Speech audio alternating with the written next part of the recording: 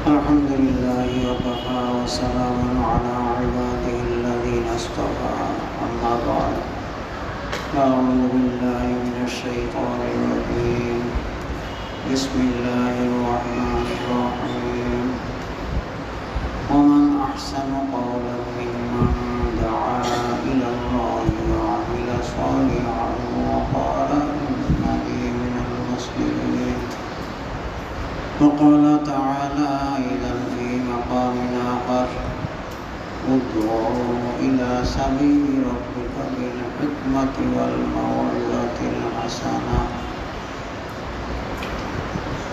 صدق الله مولانا العظيم وصدق رسوله النبي الكريم وعلى ذلك من الشاهدين والشاكرين الحمد لله رب العالمين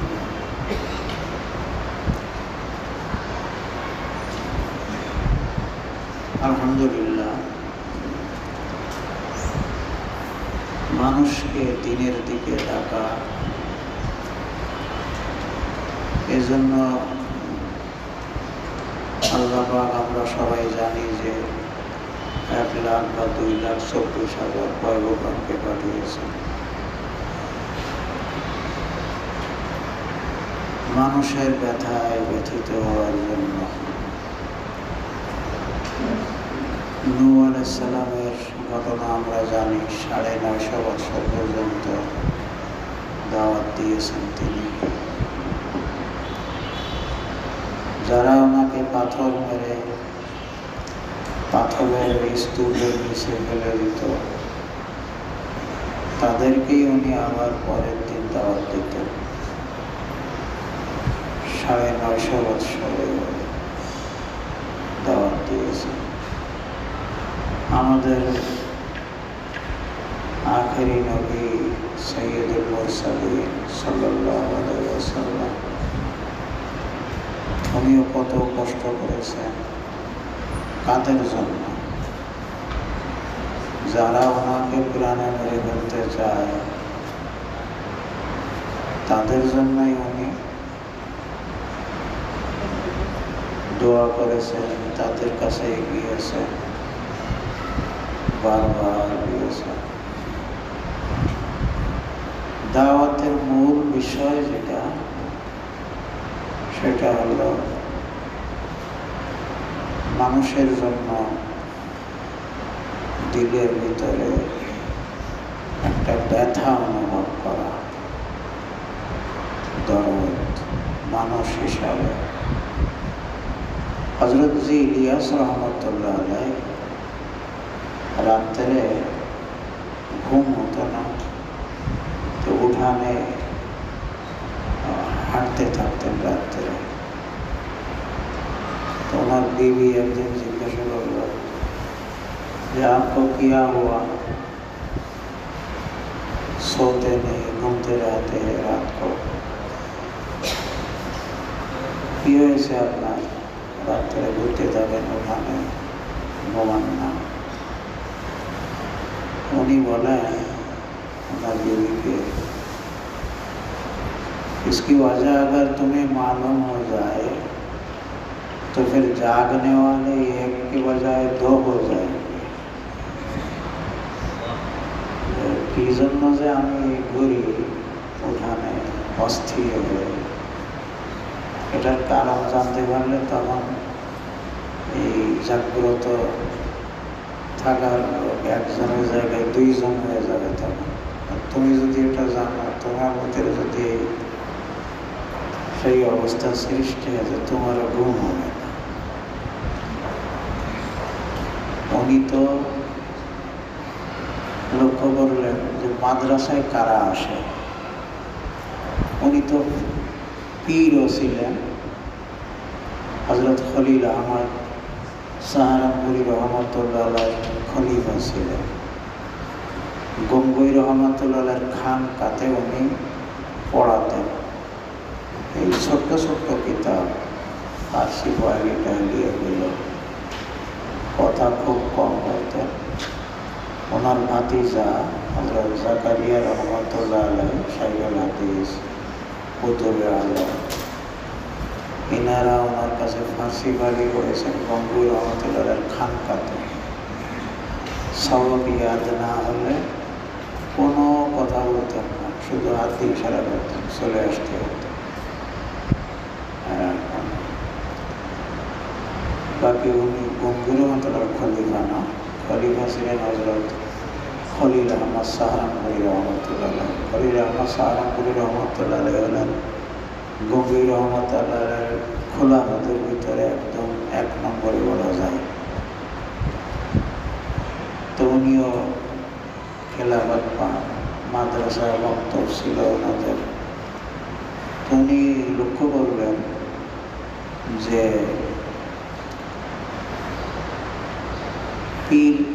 পীরের দরবারে, শায়েখের দরবারে আত্মশুদ্ধি করার জন্য নিজের মানুষের রুহের ভিতরে, নফসের ভিতরে যে সমস্ত আখলাকের জিলা হয়, এগুলোর এমালার জন্য, চিকিৎসার জন্য কারা আসে? যারা দিনের লাইনে অনেকটা অগ্রসর, মাত্র নামাজ পড়ে বা কোনো মতে 5 ওয়াক্ত নামাজ হয়তো বা পড়ে কোনো মতে, তাদের কি আর এই অনুভূতি থাকে নাকি যে আমার আমরা যে বাতে না আত্মার রোগের চিকিৎসা করতে হবে? এই অনুভূতি তো তাদের থাকে না। উনি খেয়াল করলেন যে এখানে তো ওই ধরনের লোক আসে। মাদ্রাসায় আসে হলো বাচ্চারা, আর যাদের উপরে দিন ফরজ, এলেম ফরজ, নামাজ রোজা ইত্যাদি ফরজ যাদের উপরে বয়স্ক, তারা তো সব বাইরে, কি করা যাবে? এই চিন্তা যে শুধু ওনার ছিল তা না, হযরত আশরাফ আলী থানভী রহমতুল্লাহ ছিল একজন হক্কানি আলেম। তিনি উম্মতের চিন্তা করবেন না, নবীর ওয়ারিস হয়ে, নবীর ওয়ারিস না, নবীজির ওয়ারিস কীভাবে হয়? কিন্তু দাওরা পাশ করলে কি নবীজির ওয়ারিস হবে? নবীজি সাল্লাল্লাহু আলাইহি ওয়াসাল্লাম যে কাজ ছিল, দাওয়াত, তালিম, তাসকিয়া, এগুলো যে এই ফিকির যার থাকবে তিনি হবেন নবীর ওয়ারিস। তো এই ফিকির আসলে সব হক্কানি আলেমদের ভিতরে ছিল। বাকি দাওয়াতের পদ্ধতি ভিন্ন ছিল। সেই সময় হযরত ইলিয়াস রহমতুল্লাহ যখন এইভাবে কাজ শুরু করেন, থানভী রহমতুল্লাহ মাদ্রাসাওয়ালাদের পরামর্শ দিয়েছেন যে তোমরা তালিমে খাওয়াস মানে বিশেষ শ্রেণী বাচ্চারা যারা মাদ্রাসায় আসে, এদের পড়ানোর জন্য যেমন 5-10 জন ওস্তাদ রেখেছে, তালিমে আওয়াম মেজরিটি যারা সাধারণ, তাদের তালিমের জন্য অন্তত মাদ্রাসার সামর্থ্য অনুযায়ী 1-2 জন ওস্তাদ রাখে। এরা শুধু মানুষের ময়দানে কাজ করে বেড়াবে। তো হযরত থানভী রহমতুল্লাহ দেওবন্দ মাদ্রাসার মুরব্বী ছিলেন সারপরস্ত। তো সেই থেকে দেওবন্দে দায়ী নামে 1 বা 2 জন ওস্তাদ আজ পর্যন্ত চলে আসছে। এই কিছুদিন আগেও যিনি ছিলেন, আমি এখন বেঁচে আছেন না মারা যেন, নাম এরশাদ সাহেব ছিলেন দায়ী। এটা দেওয়ান মাসা ওনার পরামর্শ অনুযায়ী এটা করেছে। এনারা মাসার থেকে বেতন দেওয়া হতো, ওনারা সারা দেশে ঘুরে ঘুরে বয়ান করে বেড়াবেন, কোনো দাওয়াত, টেম্পলেট, স্টেজ, প্যান্ডেল ছাড়াই মসজিদে। আর দেওয়ান মাসার থেকে ওনার বেতন দেওয়া হয়। এরও আগে ব্রিটিশ আমলে আপনার আমাদের এই বাংলা এলাকার ভিতরেও অনেক লোক ছিলেন যারা এই আমের ময়দানে কাজ করতেন। অমুসলিমদের দাওয়াতে বসে দেওয়ার মতো তখনও সুযোগ হয়নি। হাজী শরিয়তুল্লাহ সাহেব রহমতুল্লাহ আলাইহ, ওনার আন্দোলনের নাম ছিল ফারাইজি আন্দোলন। এটা ফরজের বহু বচন ফারাইজ। এই ফারাইজি আন্দোলন মানে কি? মানুষকে ফরজ শিক্ষা দিতে। মুসলমানরা কবর পূজা, পীর পূজা এগুলোর ভিতরে লিপ্ত ছিল। গোসলের কয়টা ভালো, রোজুর কয়টা ভালো, এগুলো মুসলমানরা জানতো না, কলেমাও জানতো না।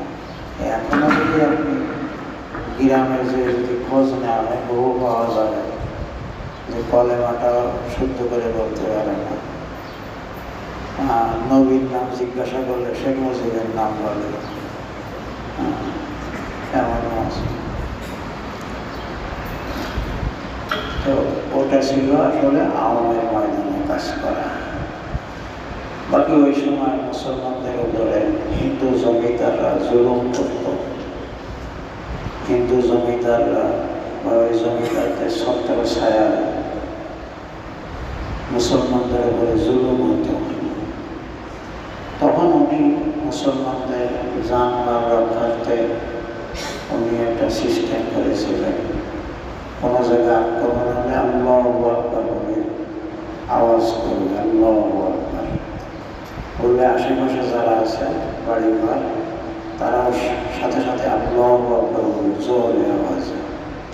মানে তখন তো মোবাইল ছিল না, মুহূর্তের ভিতরে চতুর্দিক থেকে ওই যে বাড়ি আক্রান্ত হতো ওখানে শত শত মুসলমানরা লাঠি নিয়ে উপস্থিত হতো।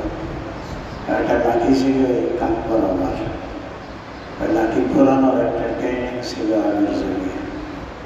এটা এমন হয় মানুষের ঘোরাতে পারত যে চতুর্দিক দিয়ে ঢিল ছড়িয়েও গায়ে লাগতো না, এত জোরে চতুর্দিক দিয়ে লাঠিটা ঘুরতো আর কি।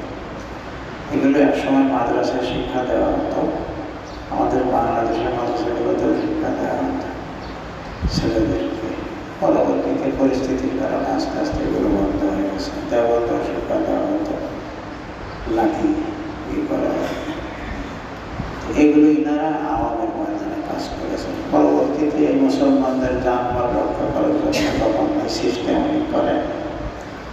তখন হিন্দু জমিদাররা এবং ইংরেজদের বিরোধিতা করার কারণে ওনাকে জেলেও যেতে হয়েছে অনেকবার।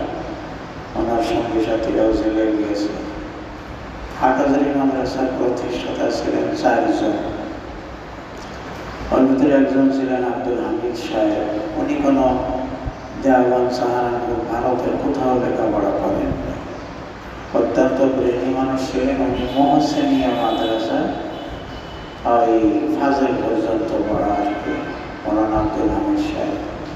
এটা ব্রিটিশ আমলে হাজি মোহসেন সাহেব, ওনার কিছু মাদ্রাসা ছিল। আলিয়া মাদ্রাসার ওই নিসা হতো, পড়াশোনা খুব ভালো হতো ওই সময়। ওইগুলোকে মোহসেনিয়া মাদ্রাসা বলে। ওই মোহসেনিয়া মাদ্রাসার থেকে উনি মিশকাত শরীফ পর্যন্ত পড়া ছিলেন। ওনার কাজ ছিল একটা ব্যাগ থাকতো, সেই ব্যাগের ভিতরে চিড়ামুড়ি থাকতো, আর আগে যুগে বাতাসা পাওয়া যেত, বাতাসা এখনো পাওয়া যায়, প্রচলন কম হয়ে গেছে। এটা রাখতেন। এক এক মসজিদে লোক নামাজ পড়তেন, যে বলতেন যে আমি কিছু ওয়াজ করবো, পয়সাও নেব না, আপনাদের কিছু খাবো না, আপনারা শুধু শুনবেন। ওই ওখানে ওয়াজ করে আর ভক্ত আর এক মসজিদের 50, 60, 100 সময় চিটাঙের ভিতরে কাজ করতেন।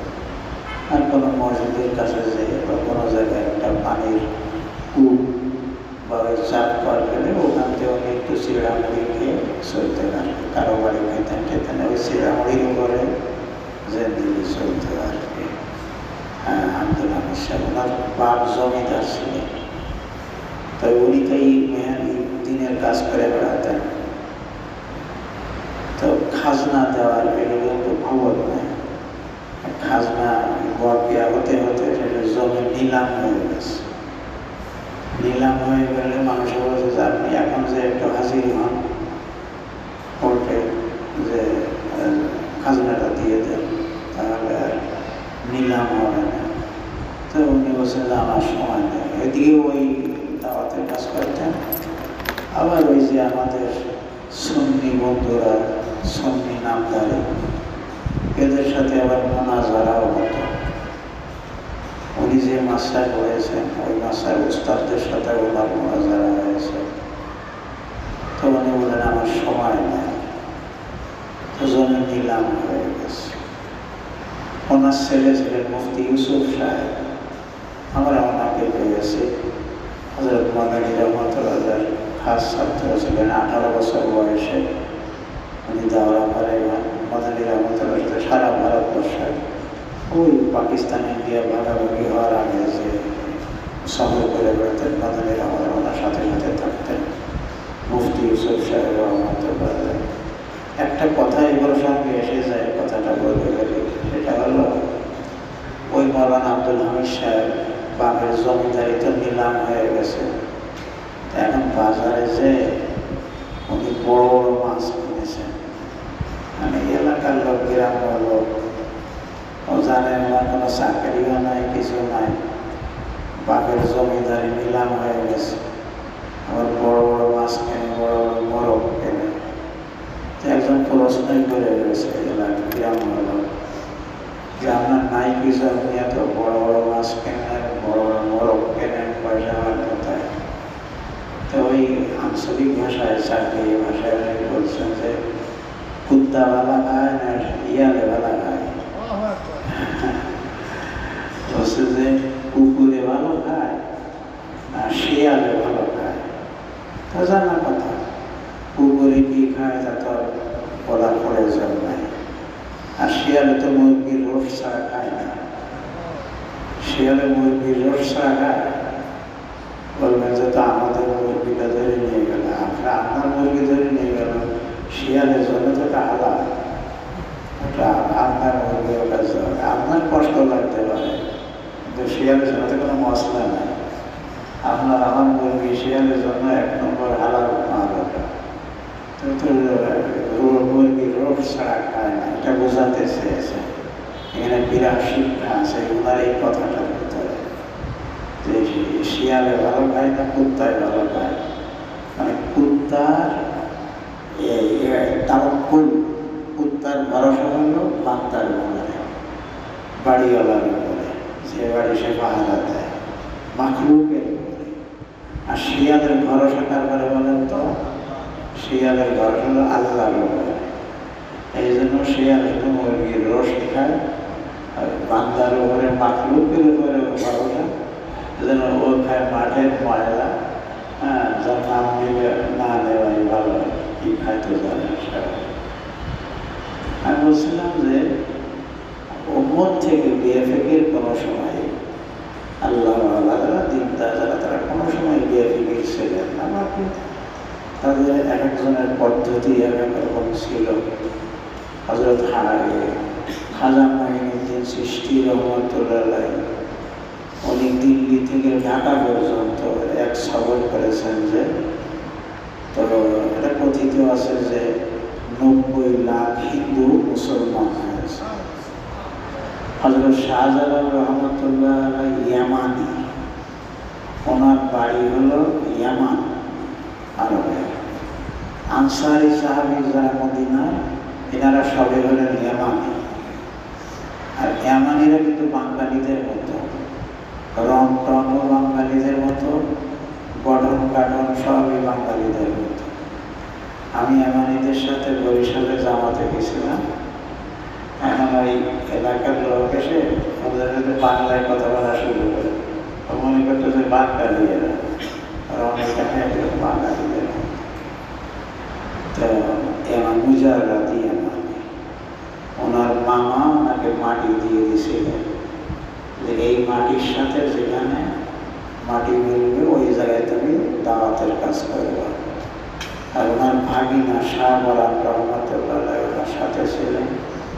উনি ছিলেন ওই সয়েল টেস্টার, মাটি বিশেষজ্ঞ। ওই সিলেটের মাটি মিশে ওই ওনার মামা যে মাটি দিয়ে দিয়েছিলেন, তো ওনারা কাজ করেছেন। তো এনারা দায়ী, ওনারা ফ্যাটের দায় সিলেটে আসেন। ফ্যাটের দায় আমার থেকে সিলেট আসা লাগে কোনো মানুষের? ওনারা তো দায়। তো ওনাদের দাওয়াতের পদ্ধতি ভিন্ন ছিল। ওনাদের কারামন থেকে জায়নাজ বিছায় নদী পার হয়ে গেছেন, নৌকা সরাই দিয়েছিল সব রাজা গৌর গোবিন্দ। আজান দিয়েছে রাজা গৌর গোবিন্দের অট্টালিকা, এই যে টিলার উপরে এখনো আছে ধ্বংসাবশেষ, তার এই 7 তলা বিল্ডিং রাজপ্রাসাদ ঝকঝক করে ভেঙে পড়ে গেছে। अल्फाज़ मानी में तवालुम नहीं लेकिन मन ला किया जा और मुजाहिद किया जा और अल्लामा itu Allama Iqbal শের কবিতা। শব্দ মানার ভিতরে কোনো বেশ কম নাই, কিন্তু মাঝির আজান আর মুজাহিদের আজানের ভিতরে বেশ কম আছে। আলফাজ মানি में तफावुत नहीं लेकिन मन ला किया जा और मुजाहिद किया जा। তা আমাদের আগামীরা কেউ বেফিকির ছিলেন না উম্মতকে নিয়ে। একজন আলেম বিশেষ করে এটা থাকতে পারে না কোনোদিন। তো ওনাদের পদ্ধতি ছিল, ওনাদের আমল আমলার দেখে, ওনাদের চেহারা দেখে মানুষ মুসলমান হয়ে গেছে। বহু ঘটনা আছে না, চেহারা দেখে বলছে যে এটা কোনো মিথ্যাবাদীর চেহারা হতে পারে না। এসছে তাদের চেহারা থেকে এরকম গায়ের রং যা হোক না কেন, এটা গায়ের রঙের সাথে সম্পর্ক না। ওই লন্ডন আমেরিকান ওরা তো সাদা লাল, তো ওদের চেহারায় কোনো নূর আছে নাকি? কোনো নূর নাই, নূর মিথ্যা জিনিস।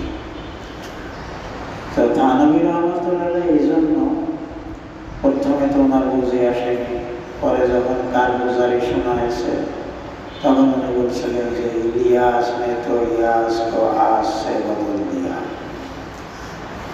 ইলিয়াস নিরাশাকে আশার দ্বারা পরিবর্তন করে দিয়েছে। যাই হোক, তাহলে ওনাদের ইখলাসের বদৌলতে দীর্ঘদিন এটা কাজ চলেছে। আর এটা হবে, সব যদি সুন্দর মতো চলতেই থাকে আগের মতো। দেওয়ান কি আগের দেওয়ান আছে? আগে যে সমস্ত উস্তাদ ছিলেন তার আগে দেওয়ান দেওয়া আছে। আগে যেমন দেওয়ান ধরে সাইকেলিং তৈরি হয়েছে রহমতুল্লাহ, হুসাইন আহমদ মাদানী রহমতুল্লাহ তৈরি হয়েছে, আশরাফ আলী থানভী রহমতুল্লাহ তৈরি হয়েছে। এখন এরকম মাদানী রহমতুল্লাহ তৈরি হয় দেওয়ান থেকে। ওনারা যখন তৈরি হয়েছেন তখন কোনো ঘরও ছিল না, ডালিম গাছের নিচে পড়েছে। আমরা যখন মেঘালয় পড়েছে মাটিতে বসে বসে পড়েছে, কোনো চাটাইও ছিল না। সব জায়গায় এরকমটা হবে। হযরত মাওলানা আহমদ দার সাহেব একদিন বলছিলেন যে হযরত ইউসুফ সাহেব রহমতুল্লাহ জাইয়েল আলেম ছিলেন। ইউসুফ সাহেব রহমতুল্লাহ এবং শেষ ওনার ভাইরাও ইনামুল হাসান সাহেব রহমতুল্লাহ আপনার এনার সবাই জাইয়েল আলেম ছিলেন।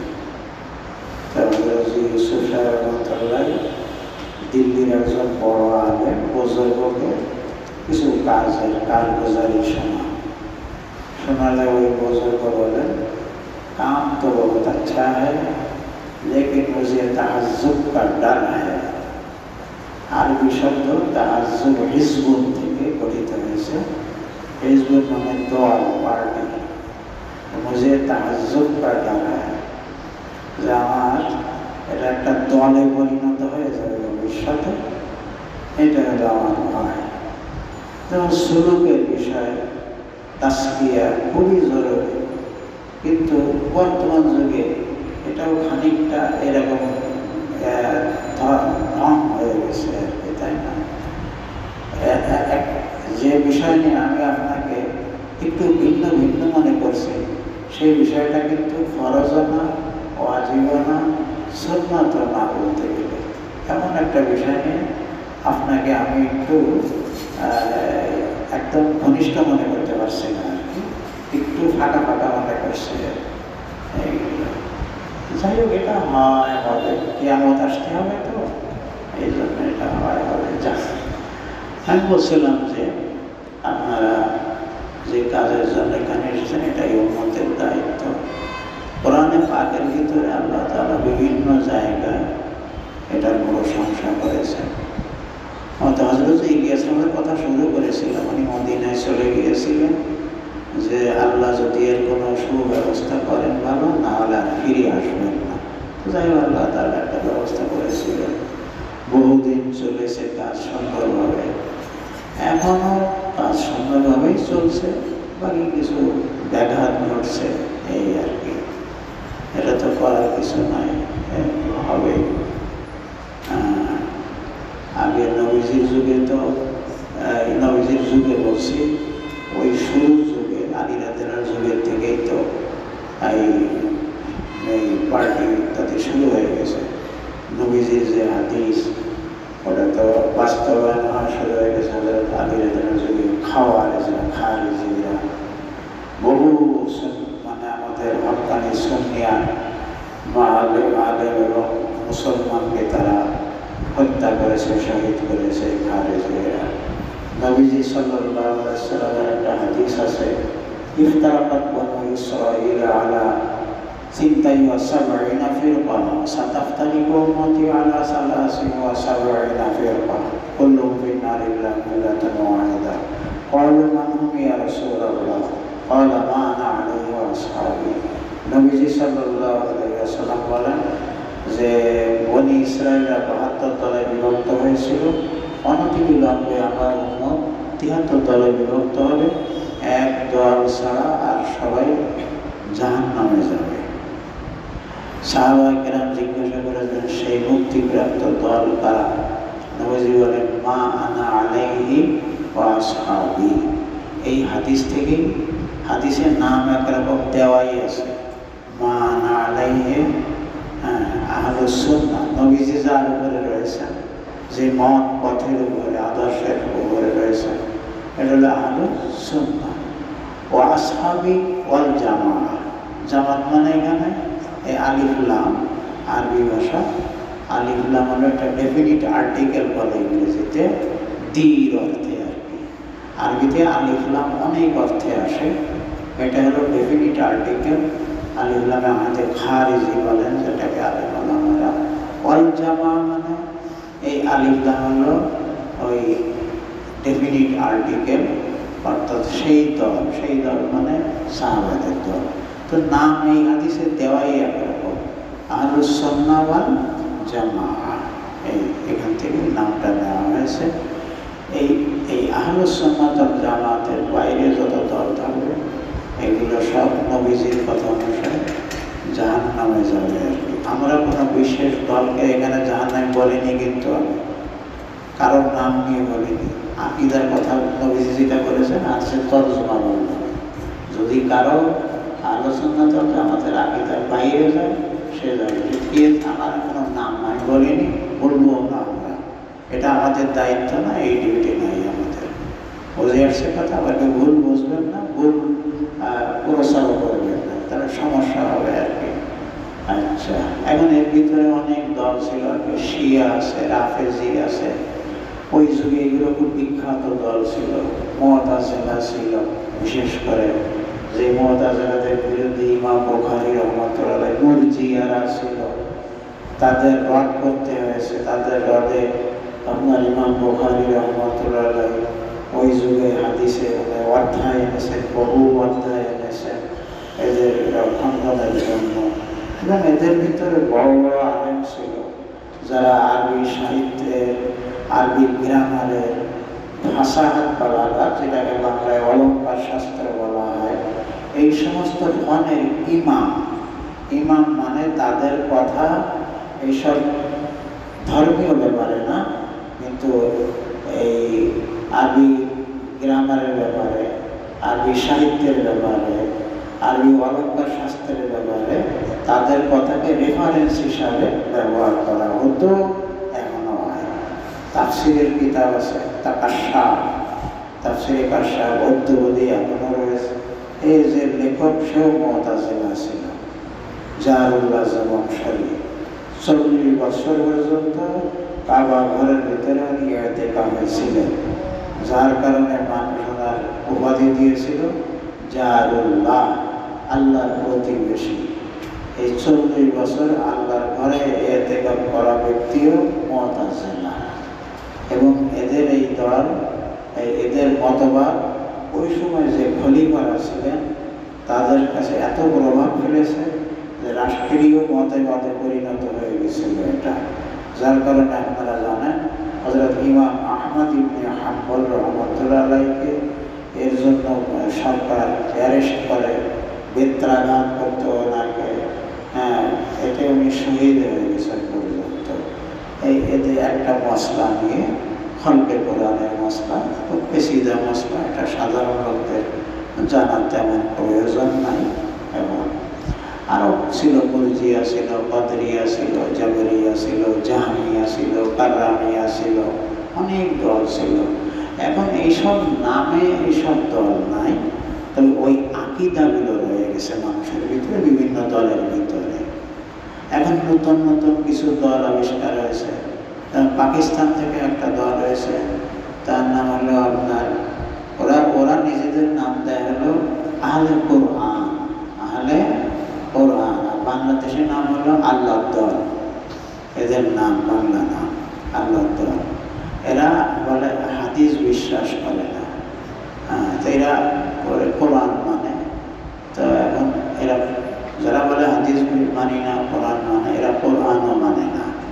কারণ কোরআনে বাগের ভিতরে বহু জায়গায় আল্লাহ তাআলা নবীজিকে অনুসরণ করতে বলেছে, নবীজির কথা। একটা যদি কেউ না মানে কোরআনে বাগে, তাহলে আর কোরআন মানা হলো? কোরআন মানা হলো না।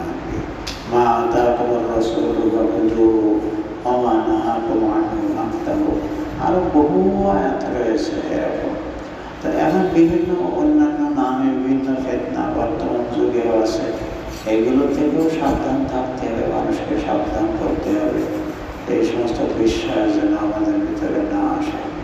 এই জন্য জানার দরকার, এগুলো ইমানের হেফাজতের জন্য।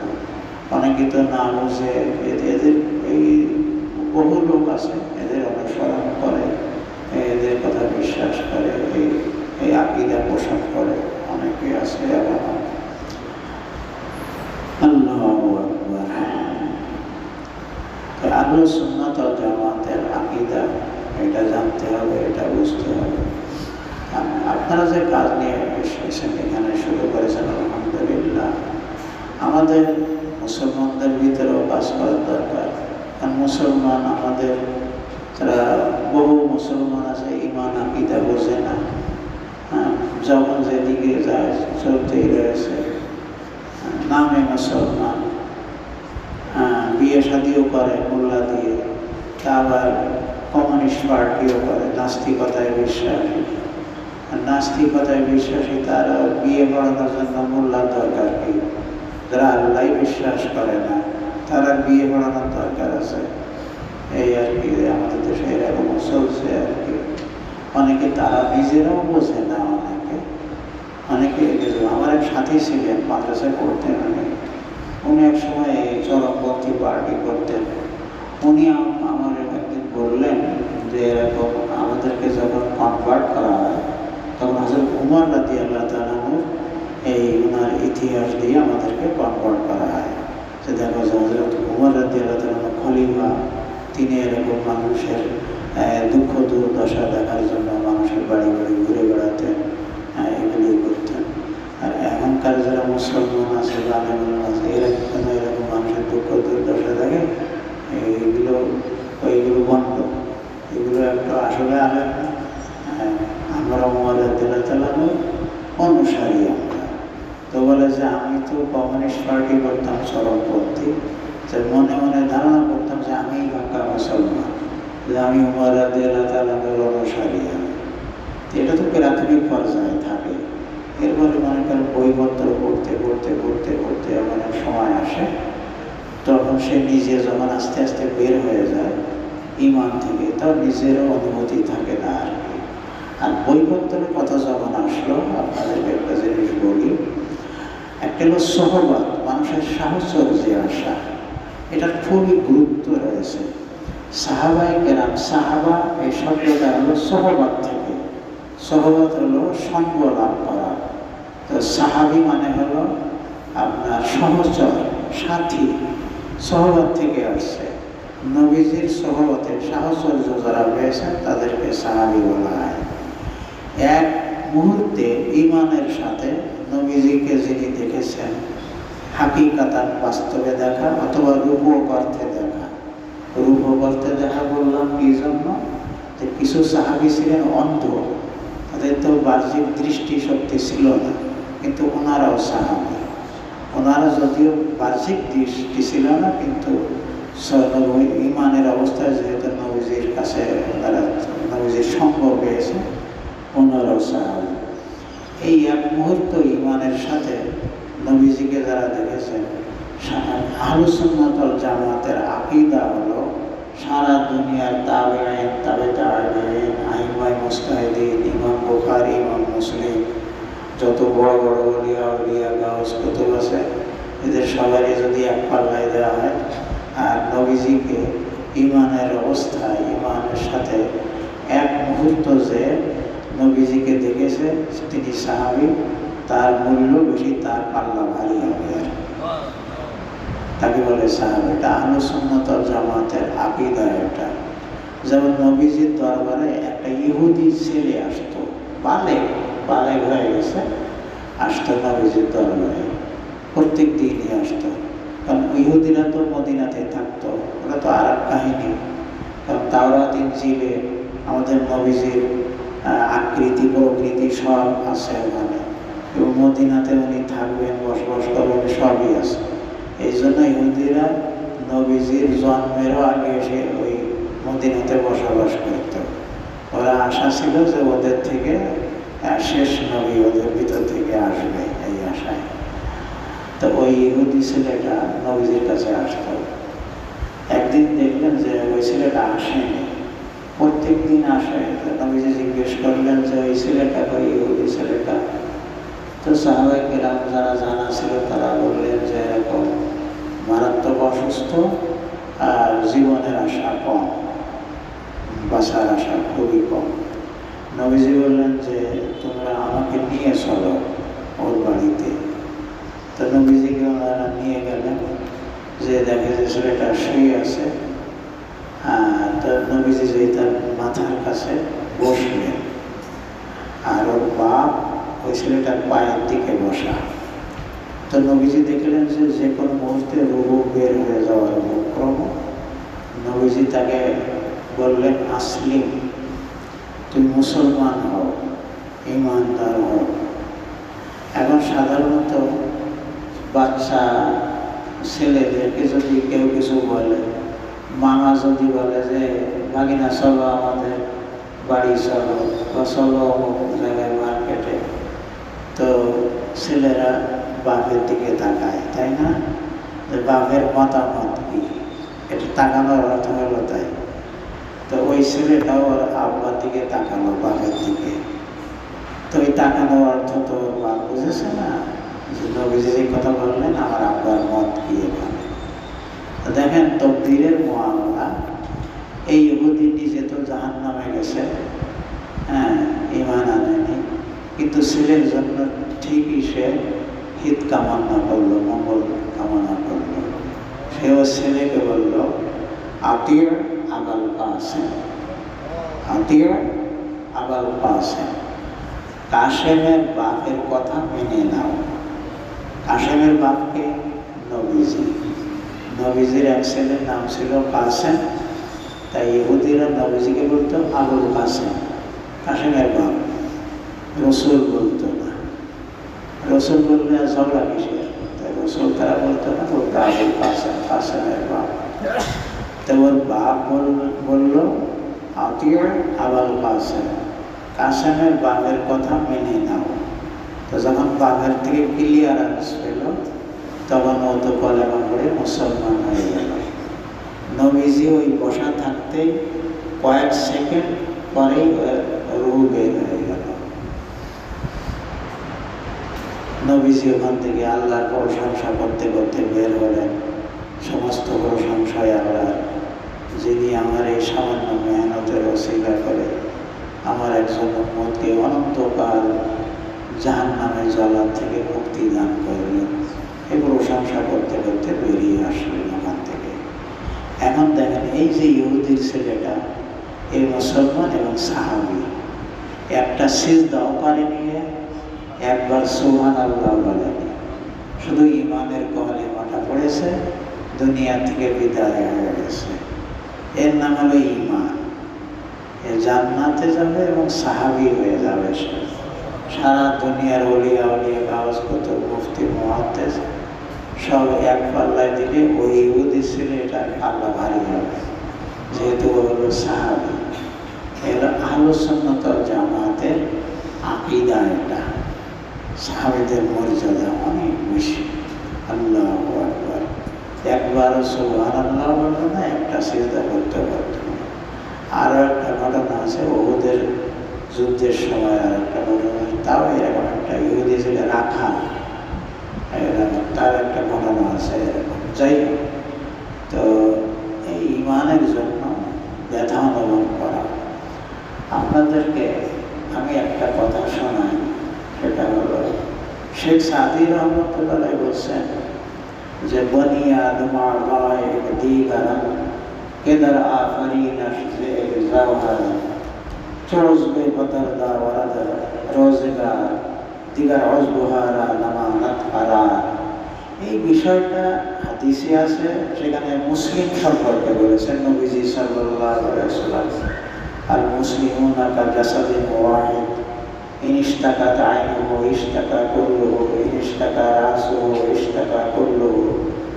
এটা নবীজির হাদিস আছে মুসলমান সম্পর্কে। আর শেখ সাদি ওইটাকে নিয়ে ওই বিষয়টাই উনি কবিতা করে মানুষের জন্য লাগাই দিয়েছেন। ওটা যে বনি আদম মানে আদম সন্তান, সবাই ভাই ভাই, একে অন্যের অঙ্গ প্রত্যঙ্গের মতো। হিন্দুরা আমাদের ভাই না, আর বাপ তো এক, বাপ এক না। হিন্দু খ্রিস্টান যত মানুষ যারা দুনিয়াতে আছে সবাই তো আমাদের ভাই, যেহেতু বাপ এক। হ্যাঁ, তো শেখ সাদি একথা বলছে যে তুমি যখন মানুষের ব্যথায় তোমার ব্যথা না লাগে, নাশায়াতকে নামাত নেহাদা আদম আদমি, বলছে তোমার নাম মানুষ রাখা উচিত না। মানুষের ব্যথায় তোমার মন ব্যথিত হয় না, তোমার নাম মানুষ রাখা উচিত না। ইকে মিবি ই খেলাফে আদমান নে ইস্তান আদম খেলাফে আদমান। বলছে তুমি যাকে দেখো আদমের উল্টা, মানুষের উল্টা কাজ করে, বসে ওরা আসলে আদম না, আদমের গিলাফ খোসা পড়া হয়েছে। আদমের চামড়ার ভিতরে ওটা হলো পেরেত, ভূত প্রেত। এই যে চামড়া ওইটা হলো আদমের মানে মানুষের, ভিতরেরটা আদম না, ভিতরেরটা মানুষ না। শেখ সাদির শেখ সাদির অন্য কারো কবিতা এটা। ইকে মিবি নি খিলাফে আদমান নে ইস্তান আদম গিলাফে আদম। আদমের গিলাফ লাগাই দেওয়া হয়েছে, কোরআনের গিলাফ থাকে না, এটা হলো আদমের গিলাফ, চামড়ার কথা বলছে। আদমের গিলাফ লাগাই দেয়, তোর ভিতরে আদম নাই, ভিতরে মানুষ নাই। আল্লাহ, মানুষের জন্য ব্যথা দরকার, নবীদের সিফাত। আমরা এই উম্মত হিসেবে সবার জন্য থাকতে হবে, মুসলমান ও মুসলিম সবার জন্য থাকতে হবে। আমরা চেষ্টা করবো তাদেরকে জাহান্নামের থেকে বাঁচানোর জন্য। কিন্তু যদি তারা পথের কাটা হয়ে দাঁড়ায়, তখন আসলিম তাসলাম। অনেকে বোঝে না, আমাদের তবলিগি ভাইয়েরাও অনেকে বোঝে না, যার কারণে এরা মনে করে যে জিহাদ মনে হয় ইসলামের বাইরের কোনো জিনিস মনে করে। অথচ মুফতি রশিদ আহমদ বুদিয়ানবী রহমতুল্লাহ উনি লিখেছেন জিহাদ হলো দাওয়াতের অংশ। জিহাদ দাওয়াত, যেখানে যে বাধা খাবে ওখানে হলো জিহাদ। এটা হলো জিহাদ দাওয়াতেরই অংশ। এটা যেখানে দাওয়াত বাধাপ্রাপ্ত হবে সেখানে যে আসলে তাসলাম, ইসলাম গ্রহণ করো, দুনিয়া আখিরাতে শান্তি হয়ে যাবে। তা যদি না করো, তরবারি ফাইসালা করবে। একটা তরবারি নেই, এরা শিক্ষক ফাইসালা করবে। তখন হ্যাঁ, মুহাম্মাদুর রাসূলুল্লাহ আল্লাযীনা মাআহু আশিদ্দাউ আলাল কুফফারি রুহামাউ বাইনাহুম। হযরত সাইয়্যিদুত তায়েফা বলে হাজী ইমদাদুল্লাহ মুহাজির মক্কি রহমাতুল্লাহ আলাইহি, উনি বড় কোনো আলেম ছিলেন না, কিন্তু বহুত বড় আল্লাহর ওলি ছিলেন। বাকি একেবারে আনপড়ও ছিলেন না, মেশকাত শরীফের পর্যায়ের একটা কিতাব ছিল আগে, মাশারিকুল আনোয়ার বলতো। তখন ভারতবর্ষে সিয়াসিতা হাদিসের কিতাব সে সময় এসে গেছে, শাহওয়ালি তো ওনাদের আগে এসে গেছে। তবে মেশকাতের পর্যায়ের একটা কিতাব ছিল মাশারিকুল আনোয়ার, এটা উনি পড়েছেন। আর এদিকে নিচের দিকেও কাফিয়া শরীফের মধ্যে পড়েছিলেন। ওনার একটা কিতাব কুল্লিয়াতে ইমদাদে আছে, আমি একদিন দেখলাম। আমি সেই থেকে চিন্তা করি বিষয়টা, কারোর সাথে শেয়ারও করিনি, কথাটা আপনাদের কাছেও বলি, আপনারাও এটা নিয়ে ভাববেন। উনি লিখেছেন কি, কুতুব পন্না চাহাতে হো,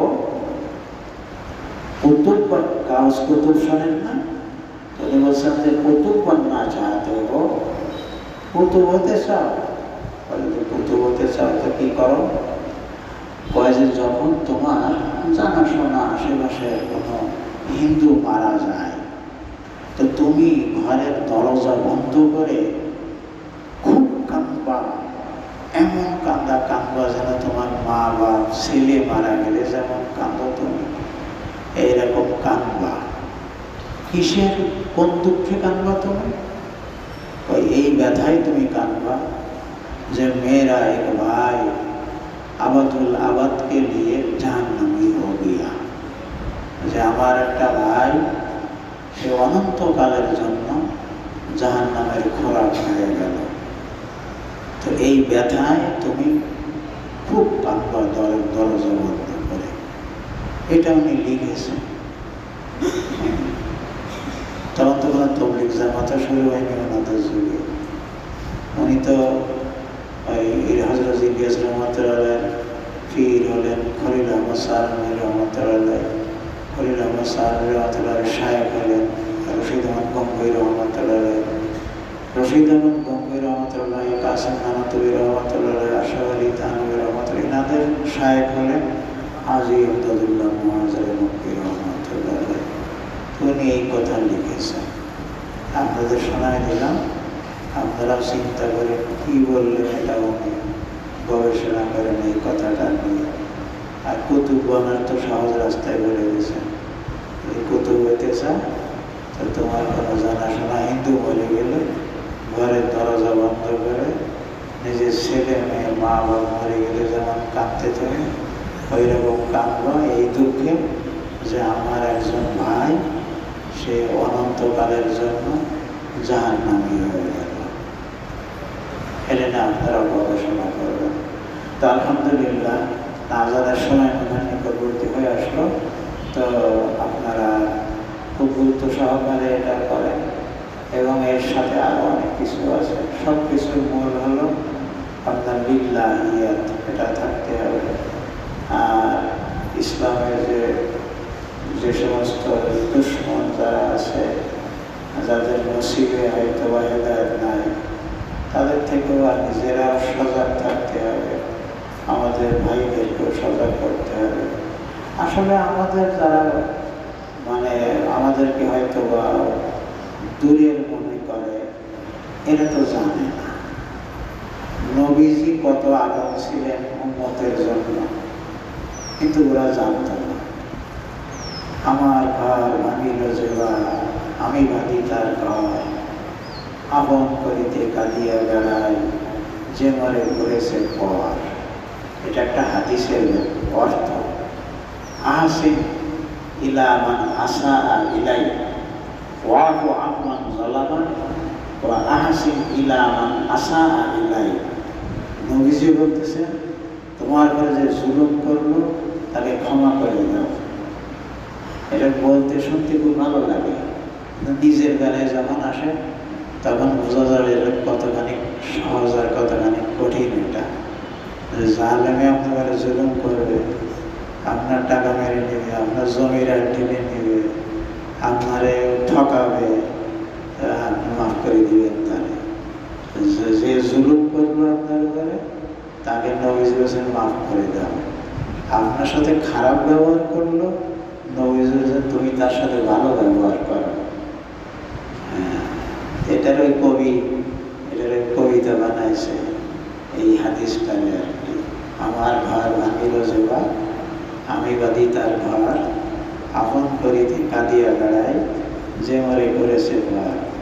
কবিতার আবৃত্তি করা তো খুব সহজ, এদের আমল করা এত সহজ না। হ্যাঁ, এই জন্য তো আল্লাহ তাআলা বলছেন ওই যে ওখানে ওয়ালা ইলাহা ইল্লা যু হাযবিন আযীম, অংশরায় জন্য কয়েক জায়গা আছে আর কি। আচ্ছা, তো আলহামদুলিল্লাহ আপনারা এখানেই করেন এবং এর সাথে সাথে আপনার একজন খাঁটি মুসলমান হওয়ার জন্য যে সমস্ত গুণাগুণ দরকার সব কিছুই অর্জন করতে হবে। আর দিন ও নসিহা, নবীজি বলেন দিন হলো হিত কামনার নাম, মঙ্গল কামনা করা, সবার জন্য মঙ্গল কামনা করার নাম হলো দিন। আলহামদুলিল্লাহ আপনারা এটা এখানে সব লাইনেরই সবক নিলেন। সে নিজেকেও বলতে হবে সর্বপ্রথম আমি নিজে তৈরি না হলে আরেকজনকে কি তৈরি করবো আমি, এজন্য সর্বপ্রথম নিজেকে তৈরি করতে হবে, আর তারপরে অন্যের জন্য ফিকির করতে হবে। আর সব কিছুর ভিতরে বিল্লাহিয়া, একমাত্র আল্লাহর জন্য হতে হবে। আল্লাহর জন্য 100 ভাগের 100 ভাগ না হলে আল্লাহ তাআলা সেই আমল গ্রহণ করবেন না। আপনার আমার নামাজ রোজা ইবাদত বন্দেগীর কোনো প্রয়োজন নাই আল্লাহ তাআলার। আল্লাহর আল্লাহর কোনো অভাব নাই। সারা দুনিয়ার মানুষ সিজদা করে থাকে যদি মওত পর্যন্ত, আল্লাহর উলুহিয়াতের ভিতরে রুবুবিয়াতের ভিতরে এক অনুপরমাণু পরিমাণ বৃদ্ধি পাবে না। আর সমস্ত পৃথিবীর মানুষ মঙ্গলা যদি নাফরমান অবাধ্য হয়ে যায়, আল্লাহর উলুহিয়াতের ভিতরে রুবুবিয়াতের ভিতরে একটা অনুপরমাণু পরিমাণ ঘাটতি হবে না। আল্লাহ